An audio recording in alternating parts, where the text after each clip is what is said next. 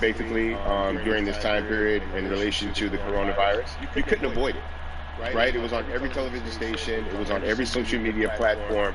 Everywhere you turn, you were constantly hit upside the head with this message. You see in the interaction that this man did nothing to deserve what happened. That's right. I think that's so well said, because if you think about it, in the grand scheme of things, it wasn't right. He didn't have to lose his life. I think that we touched on something that a lot of people talk about, and that is now defunding the police. That has been such a huge conversation, but there's so many misconceptions around defunding and dismantling. If you will, educate the audience. All right, so most people, when they hear the term defund the police, they tend to think of, oh, they're going to take away our police department. Nothing could be further from the point. Defunding the police means that in certain communities, even in Houston, take for example, we had over $1 billion allocated to our police force. Now, what is that money being used for? Some of that money tends to be allocated towards riot shields, right? Pepper spray, right? That kind of thing. That's only used against the people that fund this budget, right? So why would the people want to supply the police with the means to oppress them? If the police are concerned about the situation in certain communities with a higher crime rate, well, higher crime rates tend to happen in communities where there's not employment opportunities, right? There's not a lot of social services, and people are going to do what they need to do to take care of themselves and their families. When the community has more opportunities for employment, more opportunities for upward mobility, then they tend to be less of a strain on the government. They tend to have a lower crime rate, and because of that, we'll have less need for the police in those communities. You are passionate about so many different things in terms of making sure that we are holding our leaders accountable. Talk to me about some of the other projects that you're on. Well, right now, obviously, being a part of More Than a Vote is essential. We're dealing with primaries in this country right now, and we just want to educate people. We want to inform people because people are tired, they're angry, they're concerned, and they want information and they want action. And so we want to make sure that we give them the right information and lead them in the right direction. And we thank the people that do not look like us for standing with us right now, because it's very important that people who aren't black be involved, because if black people could have gotten rid of racism, we would have done it hundreds of years ago. And so I'm trying to use my voice and my platform just to let people know that if they feel like I do, there's a number of places they can go to enact change in their community. People need to know about how their city council runs. They need to know that they have the ability to speak when city council meets, to let them know that that's not the way that they feel their city needs to be run. Those are not the places that they feel the money in their community needs to be allocated. And Bubby, even a step further, they can run for office in their local community. They can run for positions. Like, people act like they leave it up to somebody else. If you're upset, it's not hard to get on the school board. It's not hard to be a part of the city council. It really isn't. And depending on how small your town is, you can be a mayor. It's the power is with the people, and we need to just know that that's happening. Absolutely, and it's always been with the people. You know, if you look at Trayvon Martin's mother, Sabrina Fulton, right? She felt that there was a system of racism and a system of oppression that led to her son's death.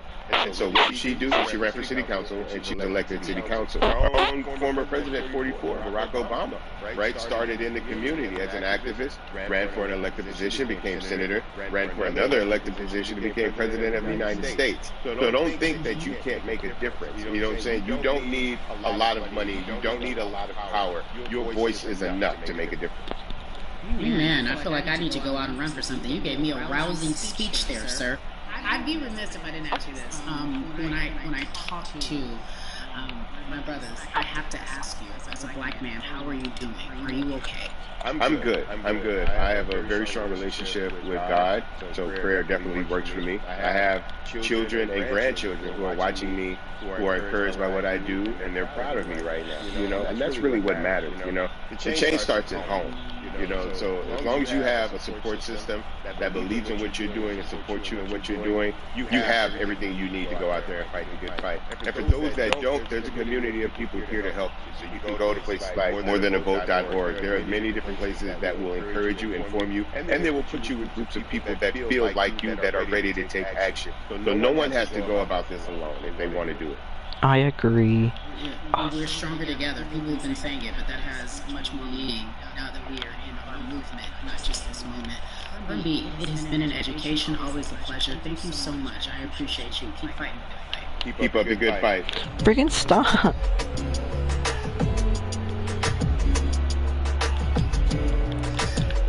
Yeah, la la. So our next guest, I have to admit, I'm a fan, but there are so many different people that we could talk to, and I thought it was so imperative that we speak with her. You know I'm gonna her as cry. Molly on the huge, successful show Insecure, HBO's Insecure. She also has a comedy special highlighting her Nigerian roots, and she's an amazing podcaster. Let's welcome in Yvonne Orji, everyone. You have such a beautiful way of making things funny, giving us our medicine with some candy, right? The humor and the healing. You bring all of that to your space. And right now, as you look across this country and how everyone is so broken, so upset, if it's not social injustice, it's the pandemic, it's depression, it's unemployment, the list goes on and on. How are you doing, quite frankly? I'm rediscovering self in a way that is hard but necessary, that will lead to ultimate joy. I know it sounds like a lot, but no, I think I personally think that God put all of us on a global timeout. The timeout because everyone else is out playing at recess, and we're still in the principal's office hoping and wishing we can come out. But I think that if we settle into the timeout and really learn the lesson that we're supposed to learn from this season, I think we'll emerge better. We'll learn how to play well with others in more ways than one. And so personally for me, I'm taking this time to learn me in a new way. I feel like I'm being ushered into a new season, and I'm getting still, because sometimes the busy uh, confounds the work that we're supposed to actually be doing. We're busy doing other stuff, but we got work that we need to do on the inside. And I'm leaning into it. I'm like, dang, I thought I was gonna be able to rest like everybody else. And God's like, nah, we got work to do. You know what? And I think that's what everybody is saying about 2020. It's demanding that we be better. And you said it's a global timeout. What do you mean by that?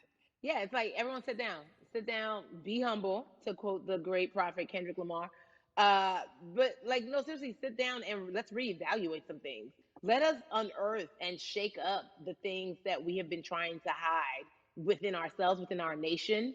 I think America is going through an unraveling right now, a much needed, a much necessary one. And I think all eyes on us, right? There is no, oh, I was on the subway for an hour, so I didn't miss that thing that happened. No, everybody was home. Everybody, was watching when George Floyd died, and everybody, no one could hide it. Everyone was watching when Amy Cooper called the cops. Like, this is a time where it's like, oh, we can't pretend it away.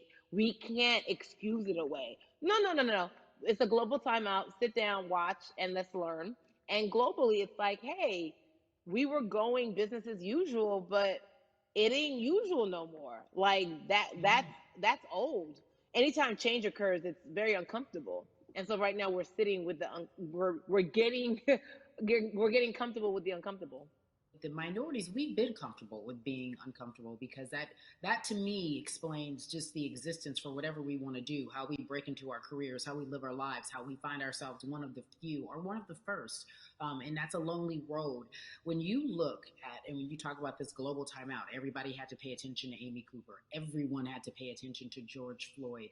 How is that helping us as a people, as a country, during our global timeout?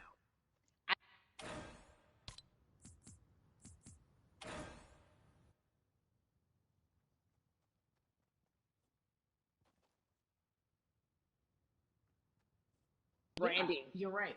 It's like white people kill white people every single day. So no, there is no black on black violence. And if you say black on black violence, well then let's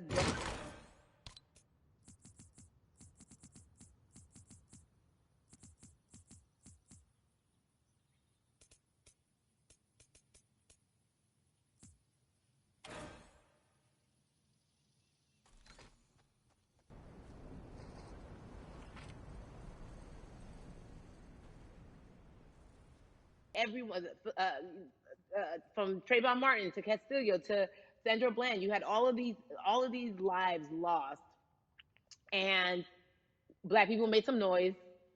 We rioted, we got out in the streets, we started the Black Lives Matter movement, all of those things, and then white people kind of just like, oh, let's give them something, and then it's just like, is it over? It's like Oscar is so black. Okay, good. We gave some Oscars. Are we good now? Like, are we even? And it's now it's just like, oh no, no, no, no, no. This is not about like a band-aid. It's like, yo, we might have to amputate the leg a little bit, but it's all right because we're gonna by amputating the leg, we're gonna save the body. And so I think that's what's happening now. Like America is realizing, like, oh, black people aren't just making a little bit of noise. Like the protests are still out. The conversations are still being had. The change is still being demanded. And I think they're seeing, oh, this is not going no way. And no, it's not, because we need systematic change. What a beautiful way to explore what is happening and describe our country. We might have to amputate the leg, but that's to save the body. That's what's happening right now. That's beautiful, Yvonne. And to that end, I have to ask you this, because the way that we do that, we use our voice. And our voice right now in this world, in this country, is our vote.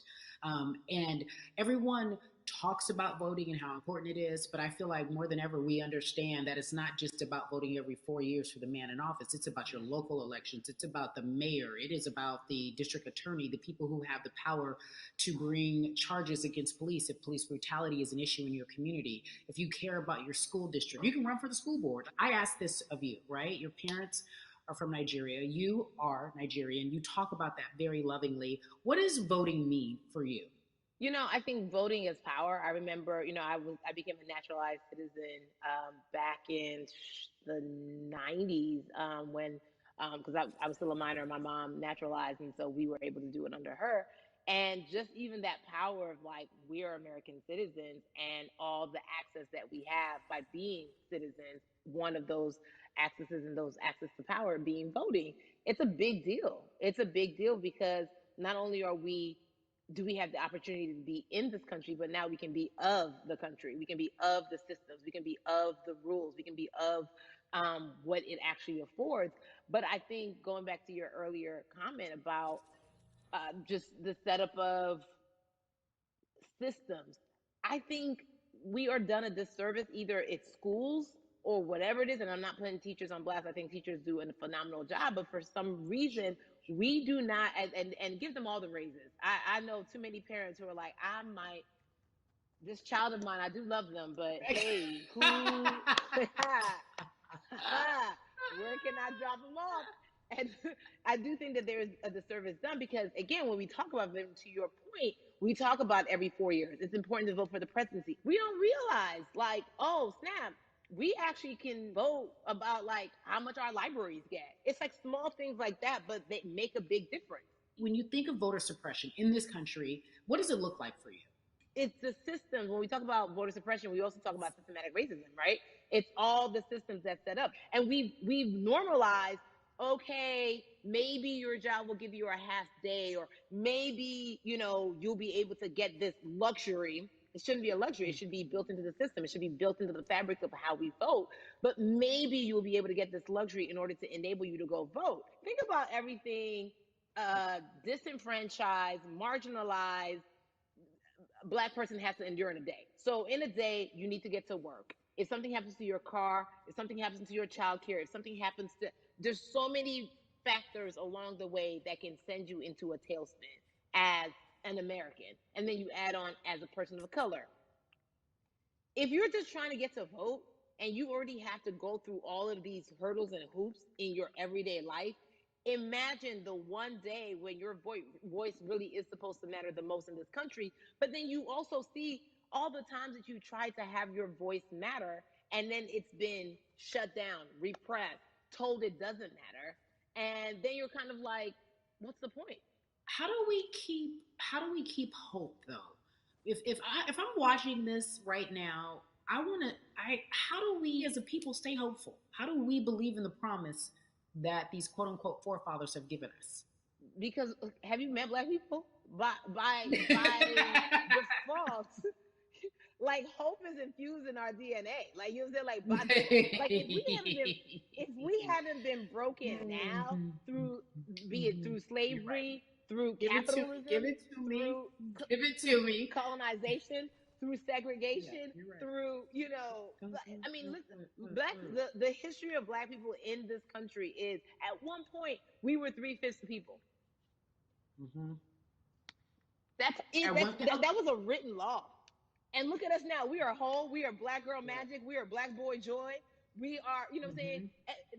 What I think about in terms of giving us hope, right? We're making a lot of people nervous right now, Carrie. We're making a lot of people nervous right now because they're like, dang, we put all these obstacles in their way, and these jokers are resilient. But that should give us hope. That should give us hope that, like, we can't stop, won't stop. I mean, I went to the school of Diddy, you know what I'm saying? Hashtag, Harlem shaking it right now. We can't stop, won't stop. And I think that's our motto. We can't stop voting and we won't stop voting. We can't stop marching and we won't stop marching. We can't stop thriving and we won't stop thriving. To that end, because you led me directly there, I've been asking everyone who has appeared on this platform, what does activism look like? And I feel like back in the day, we had an idea. Yes, it is marching. Yes, it is protesting. Yes, it is speaking out against things that we feel are not right or unjust. But talk to me about what activism looks like for Yvonne Orji. Listen, activism, I think the beauty of activism is that it has many faces, right? You're going to have the people on the front lines. Like, you know what?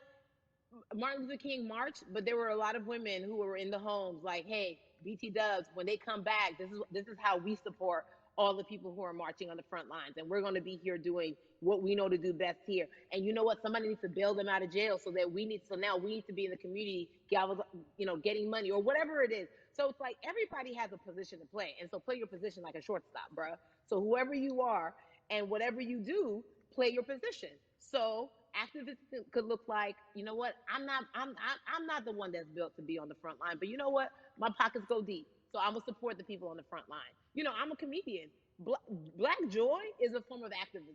There's always a call for entertainers or celebrities that have the platform to do something. Why aren't you speaking out? I'm not a believer in thinking that it's mandatory. Like you said, everyone can be an activist and be activated in different ways. But talk to me about the connection. Talk to me about the marginalization in your world and how you feel like it even inspires you to say more and use your platform to do more. Beneath the surface of what we do, like Niecy Nash says, it's the who, right? The who is the person who's going to be like, hey, let me call this out. Either blind racism in terms of overt racism, in terms of ways that we can be better, in terms of ways that we can actually be more uplifting to the community that you may not even realize that you're serving. Before I let you go, talk to me about the urgency, in your opinion, for people to vote, our people to get out and vote this coming election. Yeah, I mean, guys, if you think you're tired now, I'm telling you right now, we cannot take this sitting down. We can't take this jokingly. I understand that it may be hard to figure out who to vote for, but at the end of the day, we got to vote for our families. We got to vote for our legacies. We got to vote for continued progress. We have to vote for upward mobility. We have to vote for equality in a way that is long lasting. And if we succeeded before, we can do it again. You talk about the hope. This is the time. This is not the time to give up. This is not the time to pretend a way that we haven't made progress. We have. There's still much more to be done. And you know what? We might have to get to a point where we pass the baton to our children and our children's children, but we still have work to do now for that generation. Yvonne Orji, you are everything. You are Molly, but you are not Molly, but I love you so much as Molly on HBO's Insecure. You are an amazing podcaster, Jesus and Joloff. Shout out to Lovey. And then we also have movies. Like you, The World, you're a model, a cover model. Also, wait, don't let me forget your hugely successful stand-up comedy special on HBO. Girl, you're doing it all. And I am so grateful. You're truly the dream, not just the American dream. You're the Black girl, brown girl, do it all dream, the immigrant dream, everything. You're a beautiful, beautiful soul. I really, really mean that from the bottom of my heart. Yvonne Orji, ladies and gentlemen, nothing but the best and excellence personified. Thank you so much, my friend. I love you so much, Mama. Mwah.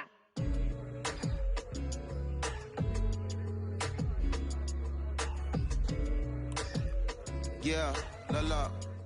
So Atlanta has been one of the hotbeds in terms of political unrest and social injustice. We've seen so much happen in that city, and we've also seen so much come from that city, including one of our very own founding fathers of the civil rights movement, and that's Martin Luther King Jr. But right now, we want to welcome in someone who has used his platform to talk about voting, to talk about racial injustice, and how he's trying to help. Atlanta's very own Russ joins us now on We the People. Russ, I'm not going to fan out and tell you what some of my favorite songs were that I listened to repeat on yours. We're going to get to the topic at hand. So we got to talk about, recently you did an interview where you shared your outlook on culture and music. And you also were very candid about the fact that you have a privilege and that it's necessary for you to give back. Tell everybody about what that means. As like, it's very obvious, I'm white and I'm in Black culture and I'm benefiting financially off of it. So I feel like if you're a white person financially benefiting off of Black culture, you have to put finances back into Black culture. It's just that simple. The screenshots with your feelings, it just comes off like fake empathy, because it comes off very dismissive and very oh, that sucks for y'all, but anyway, back to what I was doing. Have you felt that way always, or is it now because of the time of where we are in this country? I've always had the feeling. I think now it's just obviously elevated. It's a new level, and there's new, it's to the point now where you can't, first of all, you can't not say anything. Second of all, though, I just think saying something isn't enough anymore. I think, if you have the ability to put money back into a culture that you're financially benefiting from, you have the ability to, you should. It's interesting that you talk about it in that way, because some people do believe that silence is the best way to go, because it's hard to talk race, especially if you're white and you're in the Black culture. People just feel as if they can't talk about it. They feel awkward. They feel as if they don't have the privilege or the voice or the words. How do you find yourself right now in terms of interacting with people when they want to talk to you about social injustice, police brutality, what's going on in this country right now? Well, first of all, picking and choosing whether you want to be silent or not about race, that's a privilege in and of itself. But no, I mean, I try to just do my best to listen to the Black people around me and the educated Black people I have in my life. So I do my best to not act like I have all the answers for everything, especially in a culture that I'm not from. But that's why when we decided to raise the money for Black Lives Matter organizations, when we raised $500,000, we got on the phone with some of the women who started Black Lives Matter. I got on the phone with Tamika Mallory. I was on the phone with Karen Civil and talking with my friends to make sure the money went to like the correct places, and people who really need it. It's just about listening. That's all. It's about listening. Let's talk about that for a moment, because the way I think of activism, for me, it looks very differently. It's not necessarily just protesting on the front lines. I think that's great. But what about being an activist in the way in which you have decided to be one? What inspired you? What did it look like? You said you raised money for Black Lives Matter. What did you do? Mm-hmm. Walk us through everything that you did and how you find yourself in this moment right now. So for me, it was 3 years ago, I had like a string of festivals, and I decided that I was going to wear T-shirts with a message on them, because I figured what better time to use a platform than in front of, a bunch of people. So one of the T-shirts I wore was, if you want to change the system, speak up, white silence is pro-racism, the whole thing. And it didn't really it kind of got swept under the rug back then. But when all this stuff started happening again, and it's been happening, the police brutality against innocent Black people, I was like, man, I'm not the biggest artist in the world, and I certainly don't have the most white fans in the world, but I got a good amount of people that I can definitely mobilize and turn into some money. And I know they're down for the cause because it's merch. It's a good thing. And I've always been outspoken anyway, And so how am I going to be in Black culture and not be outspoken about racism? And then I got to ask you this, because you grew up in Atlanta, so that gives you a heads up, depending for so many people, because you're in the crux of that beautiful Black city where there are so many wonderful Black leaders, home of so much great music and things that speak to our culture right now. And we are really, really getting our word out, especially with this platform today, and saying that we must use our voice to vote. Talk to me about what the importance of voting for you in this upcoming election. Yeah, so full transparency, I had never voted before, ever.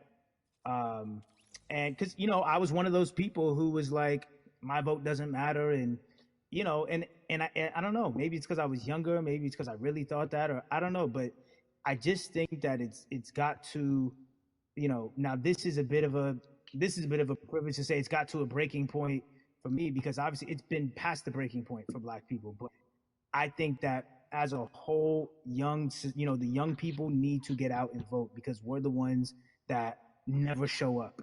You know what I mean? We never show up to vote, but we're the future. So it's like, look, we got to go out there and vote, and then whatever happens, happens. But at least we did our part. You got to do your part. You're very candid in saying that you just decided to vote. And I think there's a beautiful irony in the fact that you have your fans saying, because of you, I'm voting.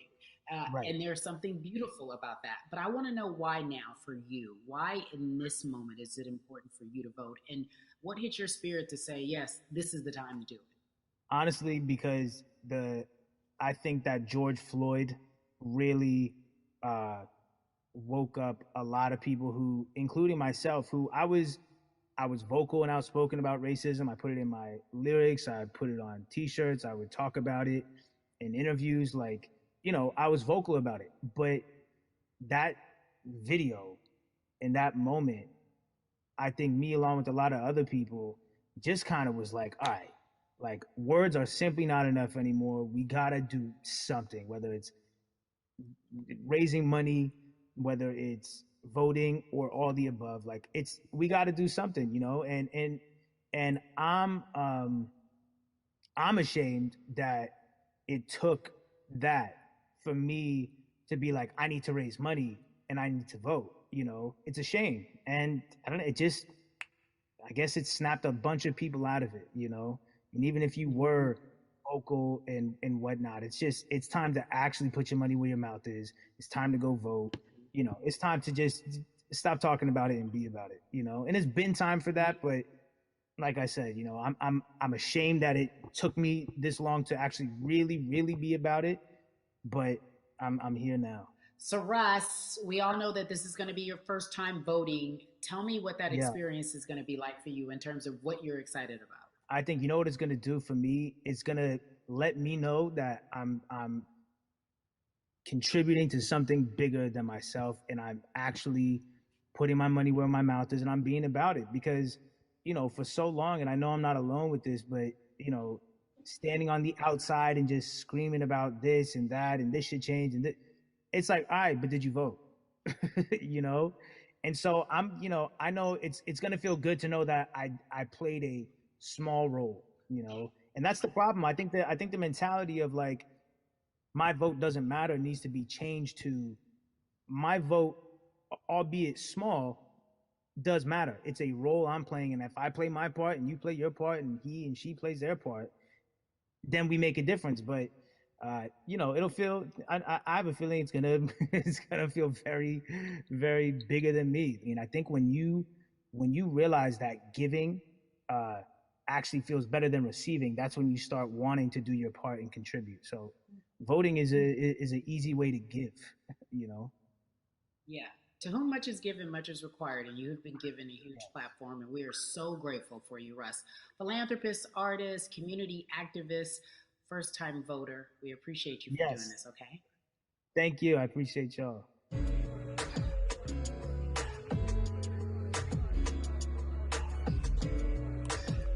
Yeah, So cities like Atlanta and Chicago have been at the forefront of the discussions, especially now in this country when we're talking about COVID-19 and systemic racism, as well as police brutality and what we can do in this country. Again, we're continuing our conversation, letting you know that your voice is your vote and your vote is your voice. We can change where we are in this country. Currently, I'd like to welcome in Chicago Cubs right fielder Jason Heyward. I appreciate you. I brought in Atlanta and Chicago because I know you grew up in the metropolitan area of Atlanta, more specifically McDonough, let's be technical. And you have been very vocal throughout this entire time in terms of what our country's been experiencing. Let's look at the past month and a half, if you will. What has been the hardest thing for you to deal with? The hardest thing for me to deal with, Kerry, this last month has just been going from the virus shutting everything down to us being called to action. We've had multiple police brutality situations. We've had people protesting, wanting to get the message out. But I really realized that I need to be a part of the positive message and make sure that doesn't get lost in all the chaos going on for people to actually hear from a reasonable, respectable person who cares about everyone involved. A reasonable, respectable person who cares about everyone involved, which leads us to More Than a Vote. It is a beautiful collective of Black athletes and artists. You are a part of that. Talk to me about why that's important for you right now on this be a part of that collective. To me personally, it's important to be a part of that because I've somewhat used baseball and my craft as an excuse to not get more involved in voting. But I can't any longer use baseball and work as an excuse not to get educated and not also to show people like at any moment in time, any walk of life, we can make a difference. So tell me in your words, what does activism look like for you? In my words, it looks like LeBron James, the biggest athlete right now on the planet, speaking up and breaking the ice for everyone. But I think for the first time, people see and hear from us. So now we have white teammates, we have other people speaking up and realizing, okay, like this is how we go about doing this. And to me right now, social media, athletes speaking up, entertainers speaking up, like we're trying to do with More Than a Vote. You said something I thought was so key because covering sports for so long, I know that it's tough for Black players specifically in Major League Baseball to talk about how they feel. Adam Jones did it in a very eloquent way early on, but there are very few that are vocal. You said you all were afraid. Why use that word and why were you afraid? You was afraid because in 2019, there were 68 of us total. And there are 38 teams. There's 25-man roster on each team. There's a 40-man roster, which is on each team as well. And there aren't many of us. So we're outnumbered in that sense, but not always in a negative way when it comes to our teammates and our clubhouses. But to get to this point, you have to move a certain way. You got to be careful what you say. You can't ruffle feathers. You can't come off in any way. Much like other Black entertainers, much like yourself, probably having to live through life every day, but to get to the highest level, you got to button up, you got to be seen and not heard. So baseball is, like I said, it was time for us to try and speak up and make a difference and show it's okay to do so because we can't be quiet any longer. That is a button up, be quiet, be seen but not heard. That is an expression that a lot of Black folks can relate to in whatever aspect of professionalism that they experience, especially if they don't work for themselves. They just feel that. That is also a socialization that we have as Black folks, well, especially like you said, if you want to get to the higher level. And for so long, I felt it bubbling right underneath the surface that so many of us who were in whatever positions we were, who had platforms, were tired of pretending and looking the other way and spending so much time making others comfortable while we were uncomfortable. Do you feel that this is the type of movement that is sustainable, or is it just for a time? No, it takes everyone joining in on the conversation. And right now, I feel like more than ever, there is little things as possible to distract from bigger issues. And we saw on draft day, we saw our president, Theo Epstein, holding up the sign saying Black Lives Matter and wanting to include the rest of MLB in that. But now we're having those conversations as well. So I definitely think this is sustainable. And it's not always just going to be the popular thing to do.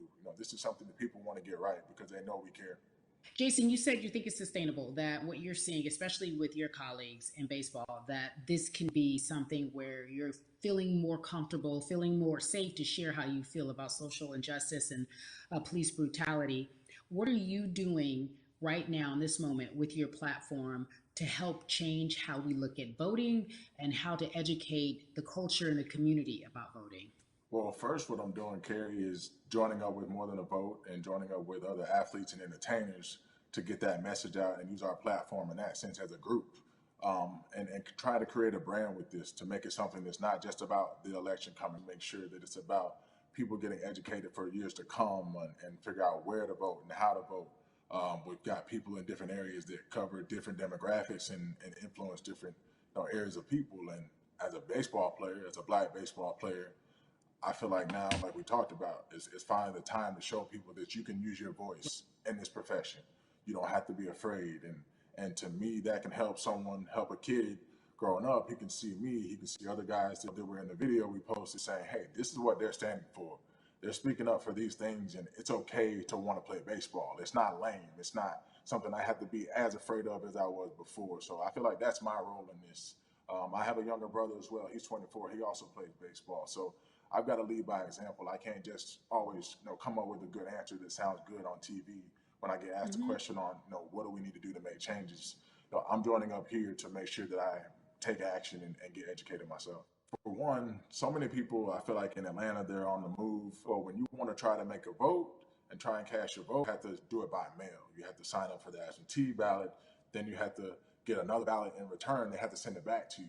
Well, for me personally, they didn't send that back until it was too late, right? We didn't get it in the mail to the address that's an Atlanta address at my parents' house. We didn't get that in the mail until it was too late.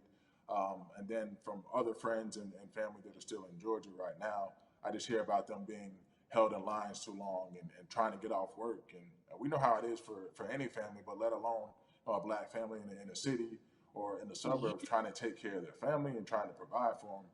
You try to get off work, and then you're like, wait a minute. You start looking at the clock. It's like, oh, this is not going to happen today, right? And so I saw, Mayor Keisha Bottoms, reach out via social media to people and say, hey, I'm going to address these issues right now. I need y'all to stay in line to cast your votes. Keep hanging in there. So to me in Georgia, that's what that looks like. Well, it's interesting that you even bring that up because there have been all these images specifically from Georgia, because that's such a battleground, where you see people, especially when it came to the primaries, doing whatever it takes. And this is real life voter suppression that you're talking about. It's been happening for decades. It's not fake. What you're saying, these examples of sending you your ballot too late after the fact or shutting down the polls at 6 o'clock while people still are in line, that's a real life issue. There needs to be some type of change. And I think that what we're doing right now is fair. But the idea of voter suppression, do you think that is well known, especially with folks, within the generation, your generation? I think it's known in our communities, right? I don't think it's spoke on enough. I don't think there's been enough light drawn to it. Bring it to light. Let people hear about it. Let people learn about what that looks like. And get more people to say, okay, look, like this is going to happen. We have to expect this, and we can no longer make the excuse. We can't say they didn't warn us. Jason, everybody knows, or it feels as if everyone knows, that the time is now. America's paying attention to us. We have their eyes. We have their ears. If you look toward the future, what are you most excited about in terms of seeing a change? I'm excited about how fast the word is traveling. The word is being spread right now. The biggest athletes, the biggest icons, biggest entertainers are doing their part, but I'm also seeing people out there on the streets doing their part. When so many things got lost, could have very easily got in the commotion when it came to protests, and you saw rioting, you saw looting. People still stood their ground, and people still went out there and said, look, we're doing this for the right reasons. We're going to come together. We're going to use drones. We're going to use social medias. I feel like this is a new wave of getting things done the right way and just spreading the message. You're right about that. And you're right. People are spreading the word unapologetically. We out here. We doubling down. Thank you so much. I appreciate you. Right.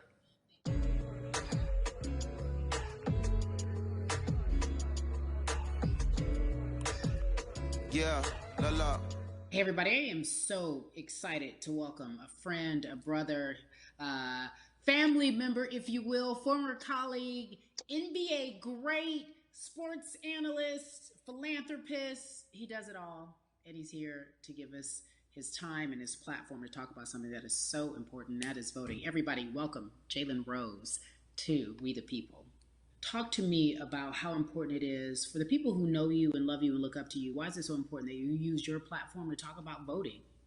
Initially, we have to get past the stigma of the mental systemic racism that comes with the presidential race, governors, mayors, senators, judges. We've been conditioned to believe that our vote does not matter. So usually when we looked up at all of those races and people that were running, not only did they not look like us, we didn't believe they were there to represent our best interests. So therefore, as a collective, we didn't mobilize until Barack Obama, and we felt a sense of hope that finally our country is going to do something that we felt would never happen in our lifetime. And I remember being at the inauguration in 2008. I made sure I was there. And we voted in 2016. We didn't vote, Carrie. We didn't vote. And so many people try to make this political. This is not political. Me telling somebody to vote is like telling somebody to pay taxes. So that's one, getting over the stigma of nobody is going to represent our best interest. And then number two, the reality is that the person that gets the most votes doesn't necessarily win the presidency. That's uncomfortable right there, because that's actually what took place in 2016. The Electoral College chose the president. And if you put all of their pictures up, I'm pretty sure they look a lot more like each other than they look like you and I. How about that? And then the third thing, especially in urban environments, oh man, they create barriers for us, Carrie. It's like you got to jump over the fence, you got to run past the dog, you got to jump on the hood of the car. The lines is 5 hours long. You get up to the poll and they don't work. Elderly people working in the city, while they got the young people who understand technology working in the suburbs. Like, these are all systematic things that try to discourage us from voting. And then finally, we don't have a day off to vote. We need to work. So we don't get a day off. It's going to be a full day, and I got to work to pay my bills. So you know what I'm going to do? I'm going to mail in vote. And you know what you want people to realize? That counts too. So your vote will be counted if you're able to mail it in. So those are a few things that I hope that we can do and mobilize. And shout to LeBron and his team. Shout to you and everybody involved. We will make a difference. Well, let's talk about more than a vote. There is a Black collective of athletes, of artists coming together and saying voter suppression is a real deal, especially in the Black community. When you just talked about, I got to work, so I can't go vote. And then when we do get in the booth, just in case we don't have to work, do we know who we're voting for? Not only do we have to vote, we got to be educated. And it's not always even about the man who's in office or the woman who's in office for president. It's about your local elections. It's about the people who are your DAs, your state DAs, like the people who actually make change in your community, who will change police brutality, who will make sure that your community is taken care of, who will defund police and hope that they can help you in stopping police brutality. So talk to me about why you decided to be a part of More Than a Vote and what it actually means. Well, it means a lot to be involved with such an impressive collective, as you mentioned. And I said this multiple times, and I know it can be uncomfortable when I say it, but a lot of times we have to get to the root of the issue before we find a solution. And the quote was, I wish America loved Black people as much as it loves Black culture. And this collective, by the way, represents in a lot of ways what's encouraging, but also sometimes disappointing about our role as Black people in America. Because we were brought here as labor and to entertain. And we use those vehicles to get paid and move to the suburbs and be the idols of white kids. And so now that we have this collective, I would say sports and entertainment represent the most powerful group of Black men in the United States. I'm talking about money, power, celebrity, the ability to mobilize, community involvement, their leadership, their intellect. And so to have all of us pull it in the same direction at the same time for anything that we're passionate about is going to be a difference maker, but it's definitely going to be a difference maker in the 2020 vote, because we're going to make sure we inform everybody that they can let their voice be heard, and failure is not an option. Jalen, what does voter suppression look like to you? A perfect example took place recently, Carrie, in Kentucky. It was 6 p.m. at night, and so many people were standing in line enthusiastic to vote. And you know what they did? Locked the doors. And you know what the people did? They continued to bang on the doors, continue to bang on the windows. They continue to let it be known they were not going to leave the premises until they got a chance to vote. And you know what ended up happening? They opened those doors and allowed those people to vote. So do not be discouraged. These barriers show you that it matters, and we're here to help you break through them. The same thing with our platforms and voices, Carrie, because you know what's going to happen. At some point, Breonna Taylor is not going to be trending anymore. People are not going to be protesting anymore. But it's still up to us to keep making sure that our voices get heard, and this is one way to do so. Right, and that is a form of being activated, being an activist. It doesn't have to be protesting. It doesn't have to look like what you think traditionally activism looks like. It's voting. It's that simple. We now have to understand, like, this is a critical mass moment for this movement to continue to hold up as much steam for as long as possible. And that's what this collection is going to hopefully allow for that situation to happen. Jalen, in today's age of technology, it should be easier to vote. No doubt. It's like we call these devices smartphones, but yet I can't vote from it. All of the things that we do in our lives are in our phones. All of these barriers are things that people will need to overcome in order to create a level of enthusiasm to vote. And again, this is not political. It's your right to do so. And there's so many times where you feel like somebody may have gotten done unjustly in your community. Pay attention to who the judges are, who's running for Senate, mayor, governor. Pay attention who's running for president. And let's make sure in 2020 we make a difference. Why is more than a vote so important and invaluable in our community right now? Well, because right now, I think we have an opportunity to let our voices be heard louder than ever. Anytime you see the mobilization of white kids holding Black Lives Matter signs, that means there's a breakthrough. Now, what happens with that breakthrough is the next step. You're going to look down in your email, Carrie. You're going to see all of these companies telling you how they're going to work on their diversity, how they're looking themselves in the mirror. They need to make change, just like in sports, right? Look on the field, on the court, all those black players. Further you get up, it's like altitude or a ladder. It gets thinner and thinner. And so a lot of people talk about the system being broken. I hate to remind people that it's not broken. It was built this way. And one of our ways to help change the system is to vote. So that's why more than a vote is so very important, so we can make sure everybody participates and gives themselves an opportunity to let their voice be heard. I think it's interesting because you talked about Black men being very powerful in the U.S. if they're athletes and entertainers, because for so long those have been the only avenues traditionally to create wealth.